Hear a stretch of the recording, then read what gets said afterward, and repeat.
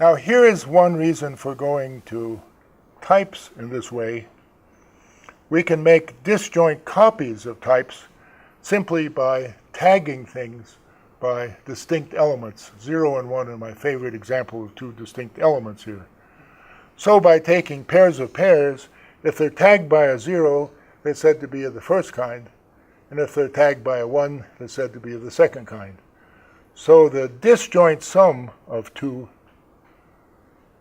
partial equivalence relations is defined as I've said it there. So again, you need to check that you have an equivalence relation, and then you need to check in the category that this corresponds to coproduct or disjoint sum in the category. An isomorphism can be expressed very nicely in the lambda calculus there, because you say we have an isomorphism if there are two functions back and forth from A to B and back again to A, two functions that undo each other. In other words, if we take the mapping from A to B and then map it back by G, we get back to the same equivalence class in A, and likewise over in B there. So again, using the lambda calculus notation, and that's just the basic idea of isomorphism in a concrete category like this here. And then you have nice exercises here. If you have isomorphisms between types, then you have isomorphisms between their products, isomorphisms between their sums, and isomorphisms between their function spaces. And even better, you have a whole suite of algebra of product sums and function spaces there. So proving these things is just an exercise in functional programming. The lambda calculus is our basic functional programming, but we have to see how special functions respect structure here. So what I'm saying is, if I have elements of the structure of a product and a disjoint sum, then I can take any element of that kind and tear it apart to be one pair with AB and another pair to AC, and then I can think of remembering both. And likewise, if I have something of two kinds like that, I can just as well, via functional programming, reconfigure the data so that it has that other type. So these are really basic laws of functional programming that say you can take elements of some type, tear them apart, and recombine them to be of another type. And if you're lucky, it's one-to-one back and forth there. A student of, I've forgotten his name, unfortunately, of Pepe Longo, very good theoretical computer science guy I've known for many years, proved that in this category, these are the only algebraic isomorphisms that you can have using the operations: products, sums, function spaces. Curring is here, and this one, this isomorphism, is curring here. And of course, we didn't talk about sums, but you can have sums on the left here to get a product here, just like you could have products on the right here and get a product. Those are well-known isomorphisms. So, not only are these good exercises in predicate calculus, these are good exercises in functional, very basic functional programming. Now, dependent types means that you have indexing by parameters. So an A-index family means equivalent indices gives identical types. That means the choice of the b's only depends on the equivalence class of the parameter that you're putting in there. And now dependent product in dependent type theory can be defined here similarly to we defined function space before. It means equivalent parameters for the two functions f0 and f1 give equivalent results there. You just have to be careful that you get the right x0 parameter in there when you need it. So again, this is a bit asymmetric definition, and you have to do some proving to show this is actually an equivalence relation. And of course, if instead of having an index family of types, if we had a constant family of types, the dependent product over A of a constant family B is just the function space that we had before. That's the relation between dependent products and function spaces. So if you understood function spaces okay, you can pass to dependent products by just saying, as I choose parameters from A, I'm shifting about which types B I'm going to be allowed there. You have to have a family of types, not just a single type, to get a dependent product. And dependent sums, it means tagging. You take elements of A as tags and tag things chosen from B there. So as the parameter varies there, the tags vary. And so that means you shift as you go over the A's, you're shifting which B's you're supposed to allow. And then, not surprisingly, the dependent sum over A of a constant family means just product because you're not changing the B's at all there. Taking the one B, and so that's just the same as the definite. So you see there are a lot of theorems here to relate the ordinary types we think about, the simple types, with the dependent types. And if you want to do more complicated dependencies there, you have to be careful to say that every time you bring in more parameters, you make sure that things only depend on the equivalence classes there. So the first line there is B is a well-indexed family from A. As the x's vary there, I get different types B of x. And equivalent elements from A will give me equal types. Now I can go one step further and have a family of two parameters there. And I say if I take equivalent elements from A and correspondingly with respect to x, equivalent elements of that B, then I get identical types. And now you can do it again from 2 variables to 3 variables and more. Okay? And so now it's really a good exercise in predicate calculus to show that if I take the product over A of the sums over the B sub x, of the products over the C sub x, finally of the D sub x, that everything makes sense from the point of view of equivalence relations, and in the end, you do have an equivalence relation. I think these are much more interesting exercises in predicate calculus than typical courses give. And I really don't have time to explain this today. You can also do polymorphism of type, and that leads to a lot of things, both to thinking of least and greatest fixed points there, because the partial equivalence relations as a lattice are closed under arbitrary intersection. So the partial equivalence relations really have nice lattice properties there, and you can use that to discuss polymorphism.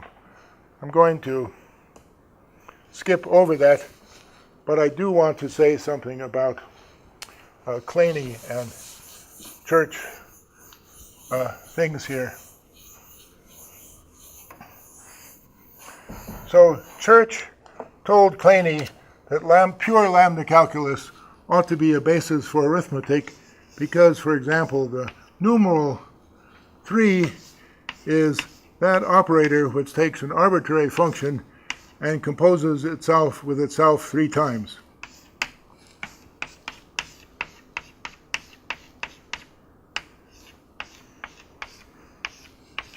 Okay? And the numeral 2 is likewise only twice.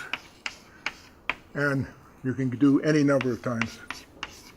So Church said, this is so basic, this must be the real meaning. Iteration is the real meaning of an integer there, okay?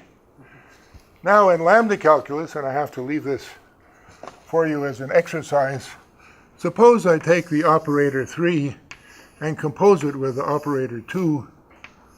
What is the answer going to turn out to be? Can you do the lambda calculus in your head? No. 6. Composition is multiplication. So Church knew that. He said, oh, look, I'm doing arithmetic. Now, let's see. If I want to do, I hope I get it right here. There's a very easy one for addition. Oh, I can't remember it off my head. Okay. But the puzzle I'll leave you with, find the definition of addition. Composition here is a very simple lambda calculus thing. Find the correct one to do addition. But here's the crazy thing that Rosser discovered here.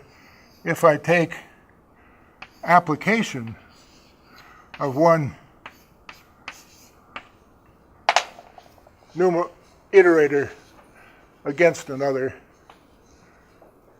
what do you think the answer will turn out to be? If you iterate iterating, what do you think you get? Composing iteration is just multiplying. But if you iterate iterating, it's exponential. But is it 2 to the 3 or 3 to the 2? That's the puzzle there for you to figure out. Is the answer 2 to the 3 or 3 to the 2? Okay? So that's how much Church and Rosser knew, and Kleene had to get the rest of arithmetic going there. Now here's how he discovered the predecessor.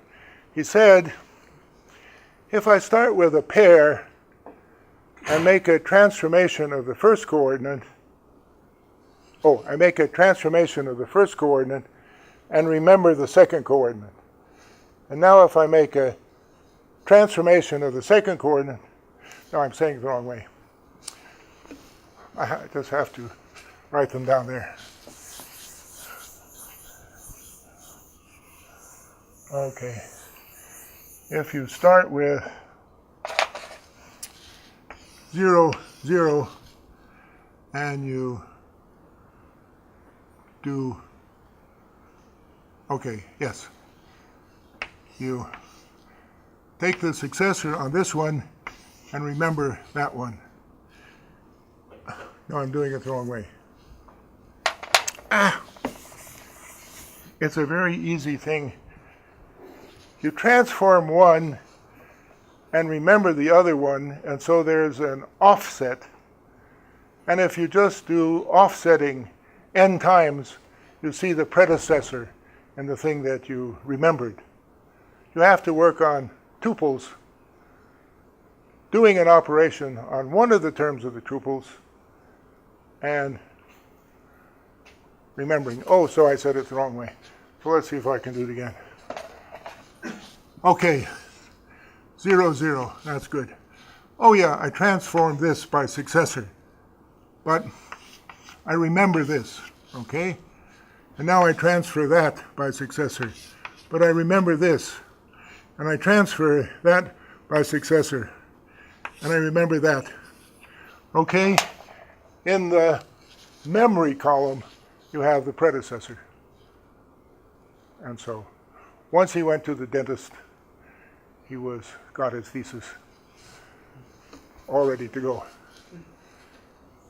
Now, the last thing here is reinterpreting the meaning of these types as establishing propositions.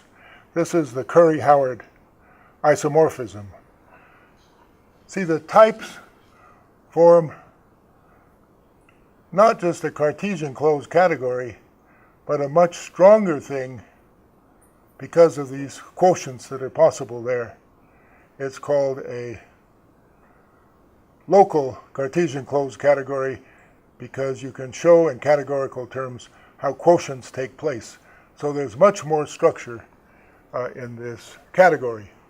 But if you don't want to get into the category theory, you can just think logically about relationships that you can set up using these types to verify certain relationships.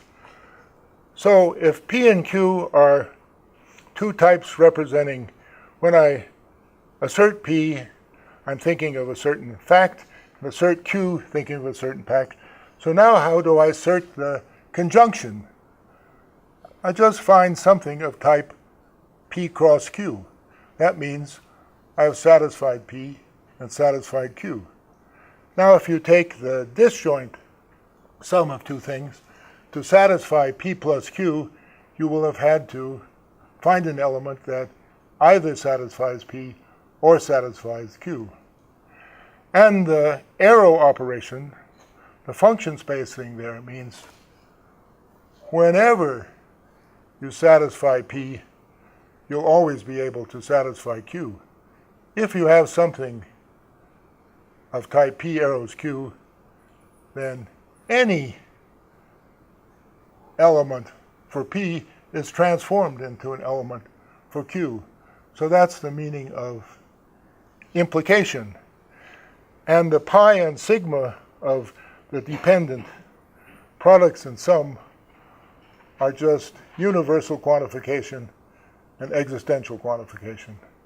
The product means for all in A, you have to get the things to turn out the same way. And the sigma just means you have to find one element of A to get things to turn out there. And so the types give you propositions. For example, if you wanted to say that a function from type A to type A to A, that means say an operation on two variables there. To say that that function is associative means you have to find something that belongs to the type pi x, pi y, pi z, so that the one association is made equivalent to the other one in terms of the binary operation f. So you see all kinds of logical properties can be set up in terms of challenging people to show that certain types are non-empty. Finding something that belongs to a type you can think of as evidence for a proposition. And of course, establishing relations between propositions mean that the evidence for one proposition can be figured out to give you eventually the evidence for another proposition, so you get all kinds of connections between them. This is the Curry-Howard isomorphism in dependent type theory, and the only thing I have to warn you here is in our universe we have only continuous functions. And so this is intuitionistic logic. In order to use the lambda calculus to make these relationships here, you have to be very explicit about how one thing is transformed into another. And so what you validate are the rules of intuitionistic logic, not the rules of classical logic.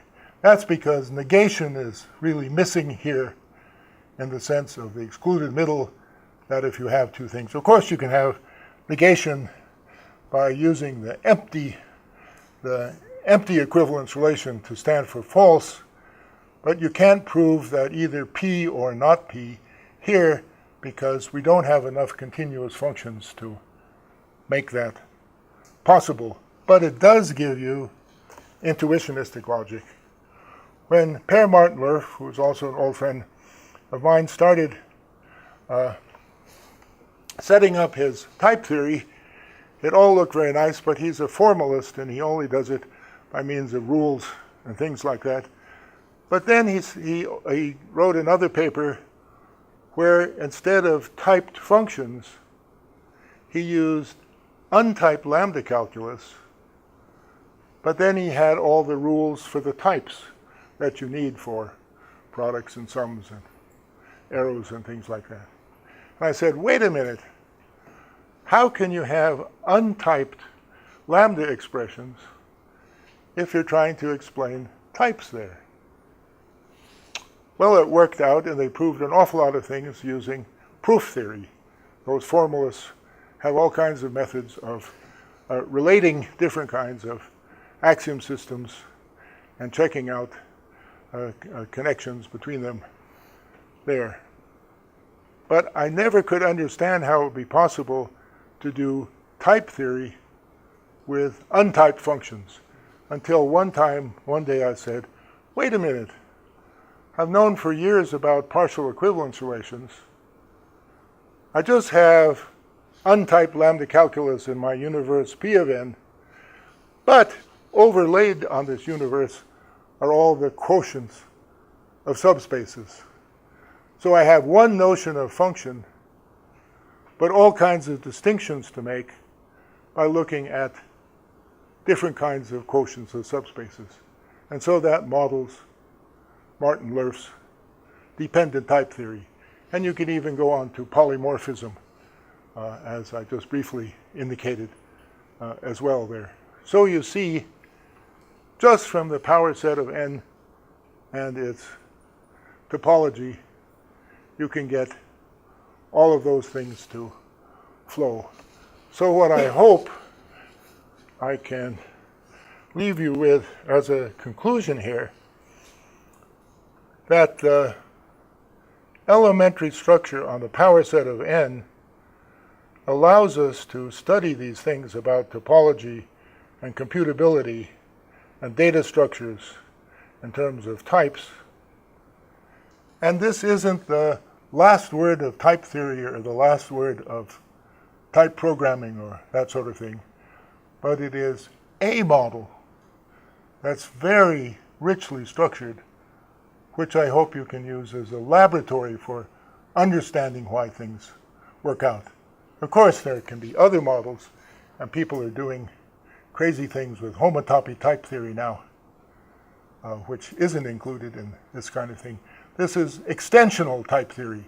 The way the equivalence relations work there, everything is extensional. Equals have to produce equals. But there's lots more to do in other versions of type theory and modeling of them too. But I do think this is a laboratory where you only need an elementary amount of background in a little bit of math, a little bit of sets, a little bit of predicate calculus to check these things out. Thanks.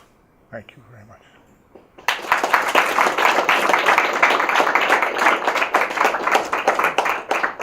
I'm happy to answer any last questions if they're not too long. One question.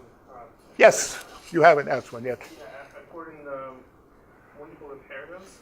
According to what? Multiple inheritance. So Yeah. you always assume that we have these joint types, and what about the types that have some interaction between them? Are those considered separate types? I haven't thought about that. I mean, this is a very rich type theory, and so you certainly can say you have lots of assumptions that you put on of why different types fit together. So maybe those inheritance properties could be expressed, but I never tried to do it myself, so I'm sorry I can't answer that question. And the second other dimensions such as memory and time, are those part of this?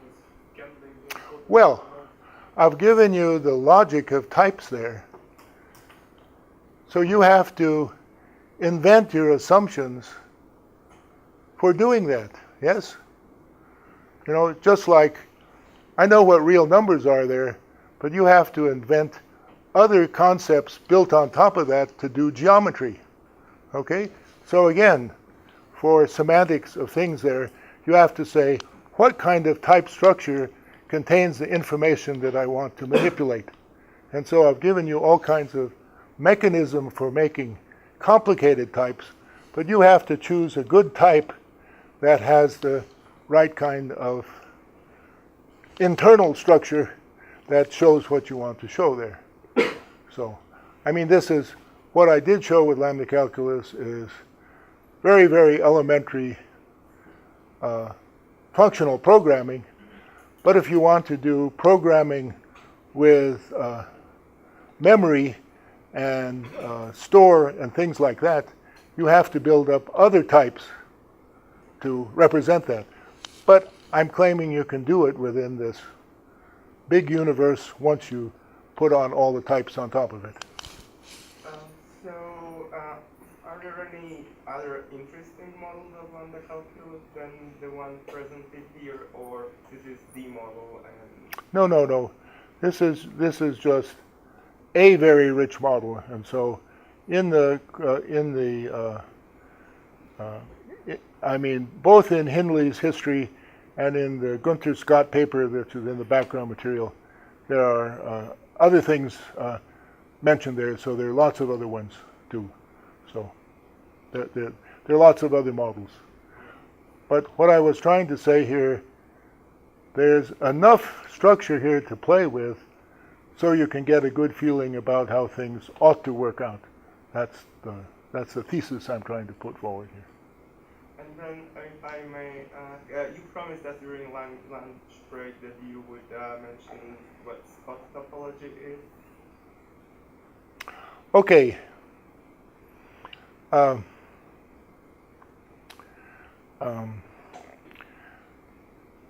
Well,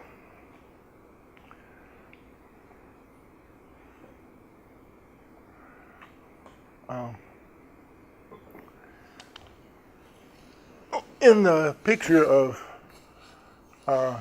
power set of n,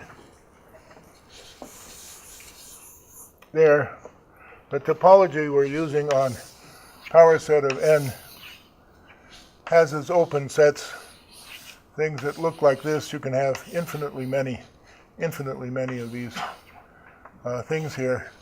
And so the open sets are always upward there. And so now in lots of lattices, you can say abstractly what it means to be a finite element. In a more abstract lattice, a finite element E is one when it's less than or equal to a soup of arbitrary family of elements there. This is said to be finite if whenever this happens, then E is always covered by xi's I and some finite subset of the indices. Any covering of E is reducible to a finite covering. And now, if you have enough finite elements there to distinguish between all elements of the lattice, you can use those finite elements here in the lattice to give these upper sets, and that's the Scott topology on that lattice. So algebraic lattices are complete lattices where there are enough finite elements here so that any two elements are distinguished by the finite elements they contain, and then you can use the finite elements to give the topology on that. And that's the same as the topology of functions that preserve increasing sequences of terms there. They're a purely lattice way of saying what it means for a function to be continuous. It has to preserve certain directed suprema, and then that makes a very, very nice lattice theoretic characterization of continuous functions, but you can also express it in terms of the topology there. And so I think there are references in the background material where you can find out more of that, and if you can't, just email me and I'll be glad to point to some other ones. Question, please. So Haskell's type system doesn't actually follow your first algebraic law, because of pattern matching, if you switch the order of product types, it doesn't actually make the same type. Does that cause problems in reasoning about Haskell? I am not a Haskell hacker, so I can't say that. There were some very clever Polish guys in Berkeley for the research seminar last fall there, and one of them, unfortunately, they had too many different topics going at the same time, and so the one guy from Warsaw was talking about adding better type structure to Haskell there, and of course he wants to make sure that the rules of the type structure are simple to handle. So I think you may have to do something more within the Haskell language to get the types to have those kind of rules. But I don't know. I can, if you send me an email, I can retrieve his name and let you know. And because they seem to be pursuing that a lot in Warsaw, so I'll be glad to tell you that. Other questions?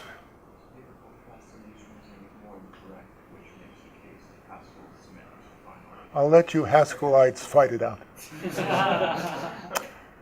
Thanks, everybody. Thank you very much. I'm so glad I could be here. Thank you. Thank you.